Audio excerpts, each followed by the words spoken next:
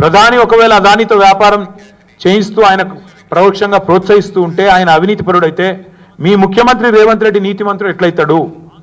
దీనికి రాహుల్ గాంధీ సమాధానం చెప్పాలి. అందుకే అంటున్నాం, ఇవాళ మాకున్న అనుమానం అయితే ఇదంతా అయితే రాహుల్ గాంధీకి తెలిసే జరుగుతున్నది. ఇది ఆయన డబుల్ స్టాండర్డ్కు నిదర్శనం. ఒక ఆలోచన, ఒక పార్శ్వం. లేదు, రాహుల్ గాంధీ మాటను పెడచెవిన పెట్టి రేవంత్ రెడ్డి చేస్తున్నాడు అనుకుంటే తప్పకుండా ఇది ఇంకా పెద్ద ప్రాబ్లం. వెంటనే రాహుల్ గాంధీ గారు ఆయన పార్టీని, ఆయన పార్టీ నాయకత్వాన్ని అదుపులో పెట్టాలా, వెంటనే చెప్పాలా.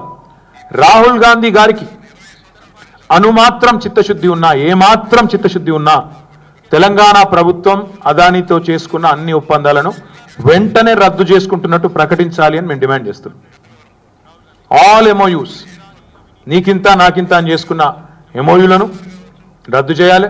100 కోట్ల విరాళం మరి ఏం ఆశించి ఇచ్చిండ్రో తెలియదు, వెంటనే వెనకకి ఇవ్వాలని చెప్పి కూడా మేము డిమాండ్ చేస్తున్నాం. అదే మాదిరిగా రేవంత్ రెడ్డి గారు తెలంగాణ ముఖ్యమంత్రి, వారిని కూడా మేము అడుగుతా ఉన్నాం. కెన్యా లాంటి చిన్న దేశాలే ఇవాళ ఒప్పందాలు రద్దు చేసుకుంటున్నాయి. మీ నాయకుడు మరి రాహుల్ గాంధీ స్పష్టంగా చెప్తున్నారు అదానిని అరెస్ట్ చేయాలి అని. మరి మీరు అట్లాంటి వ్యక్తితో మీరు ఇంకా ఎందుకు ఒప్పందాలు రద్దు చేసుకుంటలేరో తెలంగాణ ప్రజలకు రేవంత్ రెడ్డి గారు కూడా సమాధానం చెప్పాలి.